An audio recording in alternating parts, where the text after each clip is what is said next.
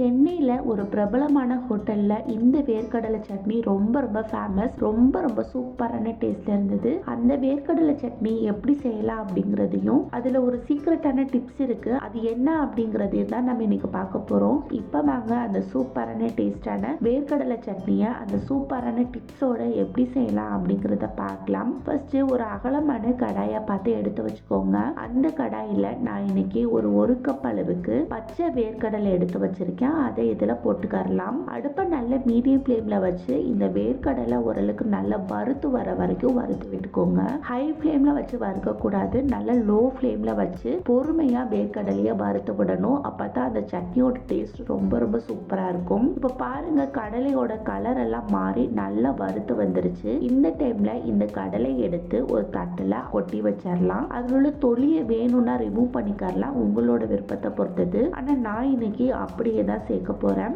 அடுத்ததா அதே கடாயில ஒரு 2 ஸ்பூன் அளவுக்கு எண்ணெய் சேர்த்துக்கரலாம். எண்ணெய் நல்லா காஞ்சதும் இதுல ஒரு 5 to 6 போல நல்லா மசிச்சு பூண்டு எடுத்து வச்சிருக்கேன். அதை இதுல சேர்த்து நல்லா வறுத்து விட்டுக்கரலாம். நம்ம போட்ட பூண்டோட பச்சை வாசனை எல்லாம் போயிட்டு ஓரளவுக்கு நல்லா வதங்கி வந்த பிறகு இதுல ஃபர்ஸ்ட் நம்ம வறுத்து வச்சிருக்கோம் இல்லையா வேர்க்கடலை, அதை இதுல சேர்த்துக்கரலாம். அடுத்ததா ஒரு ஸ்பூன் அளவுக்கு உப்பும் போட்டு இது எல்லாத்தையும் சேர்த்து நல்லா வறுத்து விட்டுக்கோங்க. நம்ம போட்ட வேர்க்கடலை அந்த எண்ணெயில ஒரு 2 நிமிஷத்துக்கிட்ட நல்லா வறுத்து வந்த பிறகு இதுல ஒரு ஸ்பூன் அளவுக்கு மிளகாய் தூள் எடுத்து வச்சிருக்கேன். அதையும் இதுல போட்டு அந்த எண்ணெயிலே நல்லா வறுத்து விட்டுக்கரலாம். இதெல்லாம் பண்ணும்போது அடுப்பை நல்ல மீடியம் ஃப்ளேம்ல வச்சு பண்ணணும். அப்பதான் நல்லா இருக்கும். இப்ப பாருங்க, சூப்பரா இது எல்லாமே நல்லா வறுத்து வந்துருச்சு. இந்த டைம்ல இதுல ஒரு சின்ன லெமன் சைஸ் அளவு புளி எடுத்து கரைச்சு வச்சிருக்கேன். அதை இதுல ஊத்தி அது கூட சேர்த்து நல்லா மிக்ஸ் பண்ணி விட்டுக்கோங்க.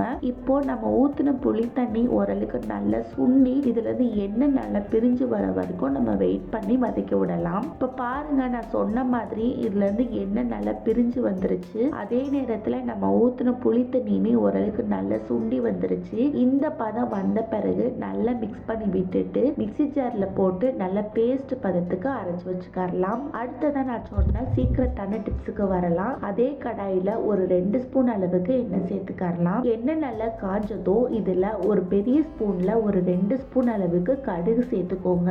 ஒரு ஸ்பூன் அளவுக்கு சீரகம் சேர்த்துக்கோங்க. அடுத்ததா நம்ம வேர்க்கடலை அளந்தோம் இல்லையா, அந்த கப்ல ஒரு அரை கப் அளவுக்கு உளுந்த பருப்பு கருப்பு உளுந்தும் போடலாம், வெள்ளை உளுந்தும் போடலாம், உங்களோட விருப்பத்தை பொறுத்தது. அடுப்பை நல்ல மீடியம் ஃப்ளேம்ல வச்சு உளுந்து கடுகு சீரகம் இதெல்லாம் நல்லா செவந்து வர வரைக்கும் வறுத்து விட்டுக்கரலாம். இப்ப பாருங்க, நம்ம போட்ட உளுந்து சூப்பரா நல்லா செவந்து வந்துருச்சு. இந்த டைம்ல இதையும் எடுத்து ஒரு மிக்ஸி ஜார்ல போட்டு லைட்டா கொரகொரப்பா இருக்கிற மாதிரி அரைச்சி எடுத்து வச்சுக்கணும். அடுத்ததா ஒரு கடாய் எடுத்து வச்சுக்கோங்க. ஃபர்ஸ்ட் நம்ம அரைச்சு வச்சிருக்கிற வேர்க்கடலை சட்னி எடுத்து இதுல போட்டுடலாம். அடுத்ததா மிக்ஸி ஜார்ல கொஞ்சமா தண்ணி ஊத்தி அலசி இதுல ஊத்தி இது எல்லாத்தையும் சேர்த்து நல்லா மிக்ஸ் பண்ணி விட்டுக்கோங்க.